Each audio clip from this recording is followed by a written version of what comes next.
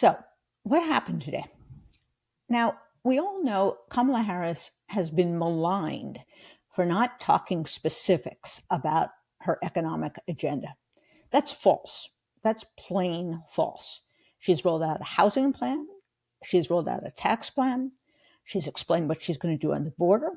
She's made clear that she favors a continuation of the investment in green energy. She's made clear what her position is on abortion and a whole range of issues.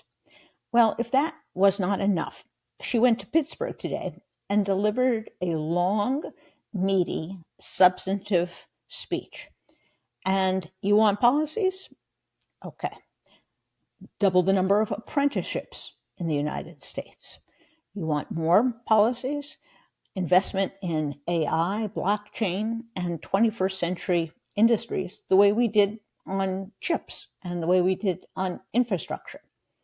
Okay, you want more policies. She wants to do away with unnecessary four-year degree requirements for the federal government, giving access to people without a college education. You want more policies? Okay. So her view is that the middle class, the working class people of the United States, need opportunity. They need some help. And so what she is doing is not giving them welfare or a handout. She's giving them tax incentives or credits to go start businesses. As she said, she's a capitalist. She believes in the private sector. She wants to work with the private sector. She knows what a success the infrastructure bill was because that and the CHIPS bill were followed after the federal government put in money by hundreds of billions of dollars of private investment. She understands that. So she gave lots of particulars. And if you're looking as an excuse that you don't know what she stands for, that's not going to fly. It's a long speech. I encourage you to watch it or to read it, but it has plenty of detail. So she then did an interview on MSNBC with Stephanie Ruhle. And some snooty mainstream outlets were turning up their noses. Why go to Stephanie Ruhle? Who is she, after all? You know what? She's a trained business reporter with a long history of reporting on Wall Street and the entire economy. And you know what? She asked question after question on the economy. She asked about taxes. She asked about her housing plan. She asked about her proposal for small business. She asked substantive questions. She didn't say, Donald Trump said XYZ about you. What do you say to that? She didn't ask her about polls. This is how you do an interview, people. You ask substantive questions based upon a substantive speech. Hey, this could catch on. Maybe other channels, maybe other outlets will try this. So I think what you saw both at the speech and then in the interview was someone who has really come into her own on policy creation. It's one thing to implement policies that essentially your boss has come up with, although she certainly had input.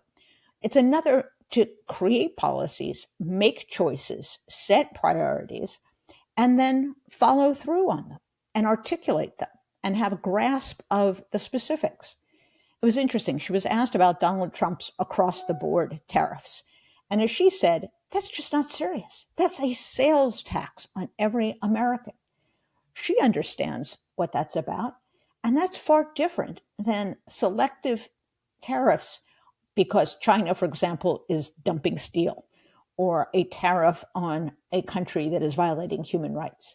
That's apples and oranges. She understands the difference. And what she said is Donald Trump is not serious. He doesn't get the details. He doesn't care about the details. And she's right, because all he has proposed is a ridiculous tariff plan and tax breaks for the super rich and for corporations. That's it. That's all you're going to get. Oh, and rounding up millions and millions of immigrants and putting them in camps and then throwing them out of the country. So, by the way, she articulated her view. She's going to sign the Senate bill that Donald Trump nixed, and she is going to look at pathways to citizenship for those people who have been here for some period of time. So you cannot compare these two candidates. They're not doing the same thing. She's running to govern. She's running with an agenda. She can articulate an English sentence, complete a thought, string sentences together that make sense. Donald Trump cannot do any of those things.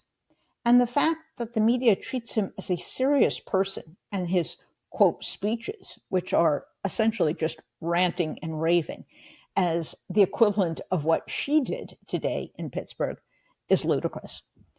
Well, I think people are getting the right idea. I think getting her out, not only on speeches, but on campaign appearances, but on interviews like this, is the way to go. The more the American people see of her, the more they like her. The more they see of Donald Trump, the less they like him. So more of both of them, I think, would be a help to all of us. So let me know what your take was. Let me know what you thought of the speech, what you thought about the interview. And remember, if you like our program, click right there. You can follow us, tell your friends, relations. They can get us wherever they get their podcasts. Bye-bye.